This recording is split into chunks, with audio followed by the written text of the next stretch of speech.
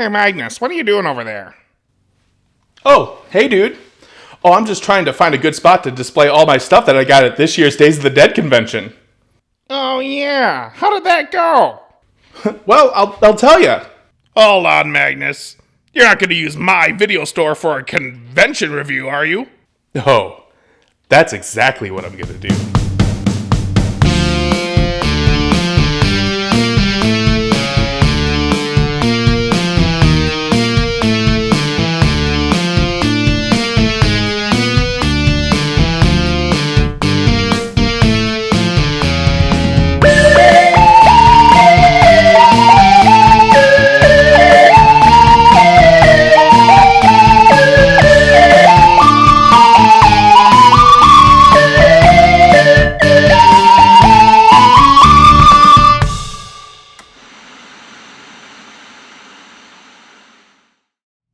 Okay, fine.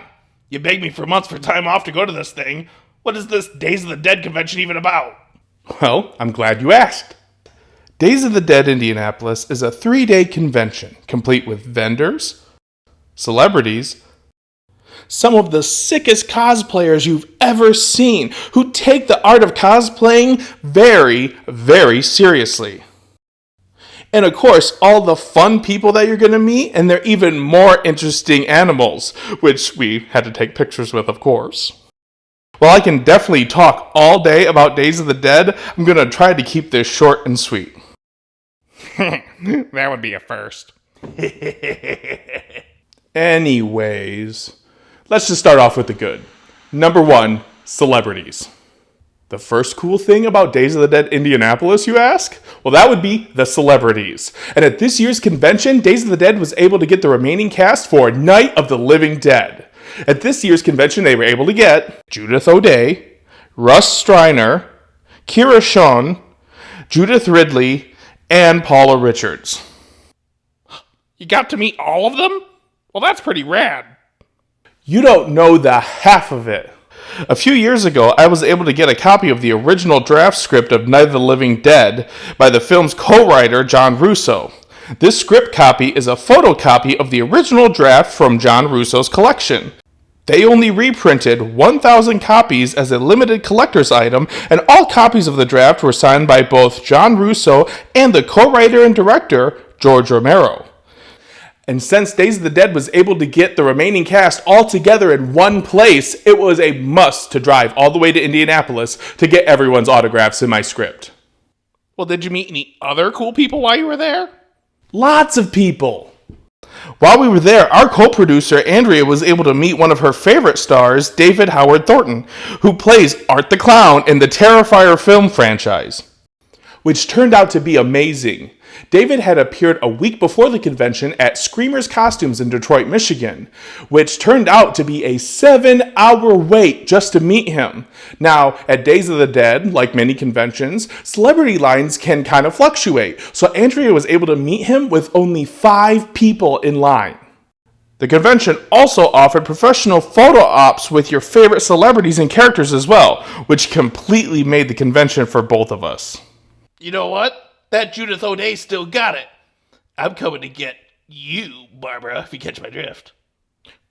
Ew. I'll be in the back. Yeah, probably a good idea. So, what else happened at the convention? Oh, there was a lot more to do, which brings me to my next point, number 2, the panels. When you ask, hey Magnus, what's the second best thing about Days of the Dead? My answer would always be the celebrity panels.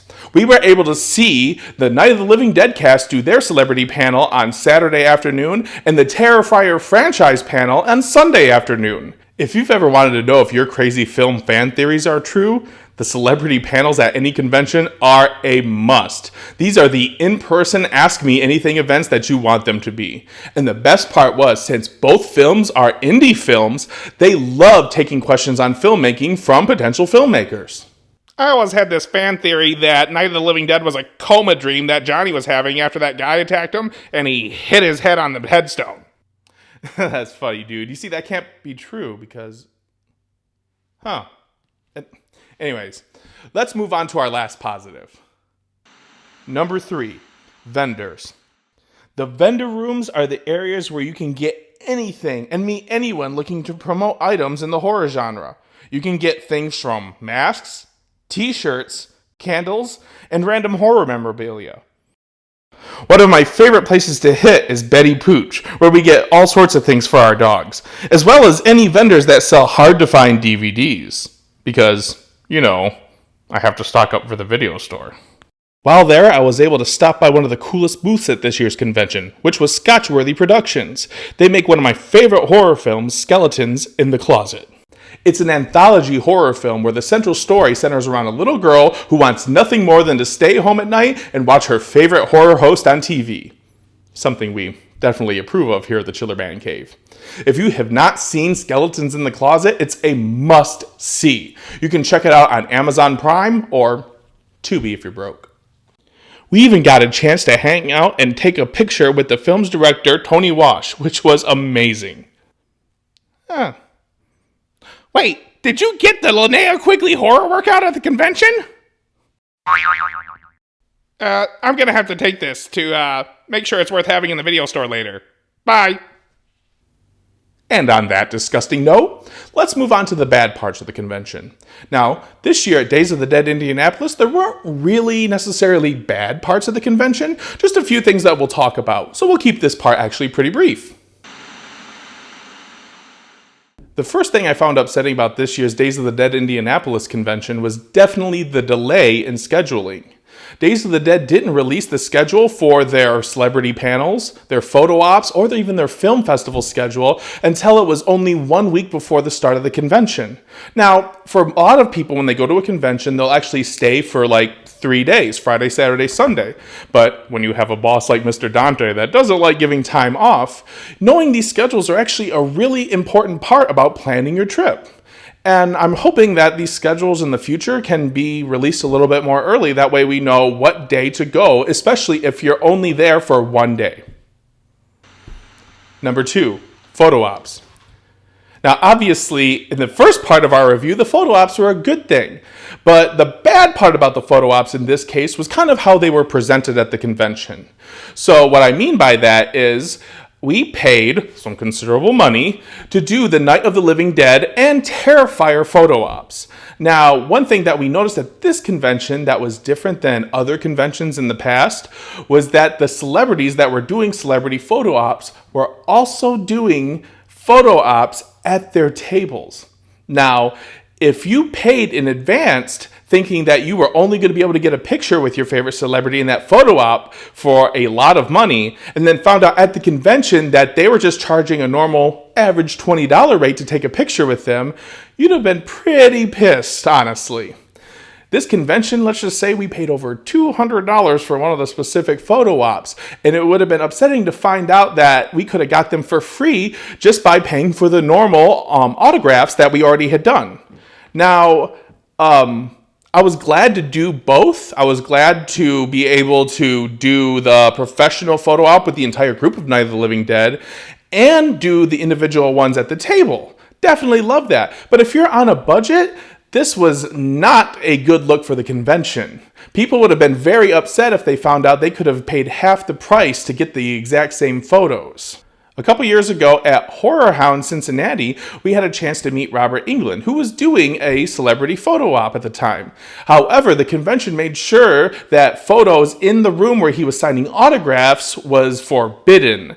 As in, no one was allowed to pull a camera out anywhere around Robert Englund, and that was because people had paid for photo ops already. I'm hoping this is something that they can consider and think of in the future, just in case people paid all their money for professional photo ops and could be getting them cheaper and getting more from the vendors at the conventions. Now, my third and final problem, I will say, with the convention, John Russo. Not that we're upset that John Russo was there. John Russo being there is one of the coolest things ever. However, most people at the convention did not know John Russo was going to be there. Now, for those of you who don't know, John Russo, as we have said before in this review, was the co-writer of the script for Night of the Living Dead. Now, At this year's convention, where they have a Night of the Living Dead cast reunion, and a Night of the Living Dead panel, and a Night of the Living Dead photo op, you would think that they would include the co-writer of the film in all of those events. They did not. Yeah, that's right, Man Cave. You tell Days of the Dead what's up.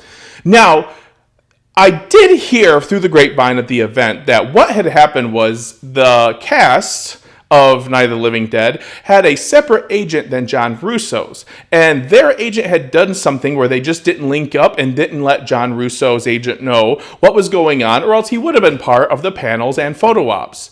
Now, that has nothing to do with Days of the Dead, except for the fact, why didn't Days of the Dead reach out to John Russo and say, hey, aren't you going to be a part of the photo op? Hey, since you're the co-writer of the film, please come and do the celebrity panels. When we were in line, we talked to all of the cast of Night of the Living Dead, and they were telling everyone, John Russo is here. John Russo is here. Go talk to John Russo. Get an autograph from him. He's here. Take a picture with him. And they all complained about that he wasn't a part of the panel. They didn't understand why themselves. Days of the Dead should have been able to fix this for them, and I hope this is something that they can remedy in the future. Now, my final thoughts. Overall, I would say Days of the Dead Indianapolis 2023, a huge success. If this was your first convention you've ever gone to, it would be mind-blowing with all the cosplayers, all the vendors, and your favorite celebrities. Now, if you're a person like me who's been to many conventions, you might see the problems like we've had in this review, but overall, you will still remember this as a fun and amazing event. And I'm hoping Days of the Dead will make it even better next year. Now, as a new or returning convention goer, go ahead in the comments below. Let me know what you think of the review, and let me know what your favorites and not so favorite parts of the convention were. And hopefully, we'll see you at the next one.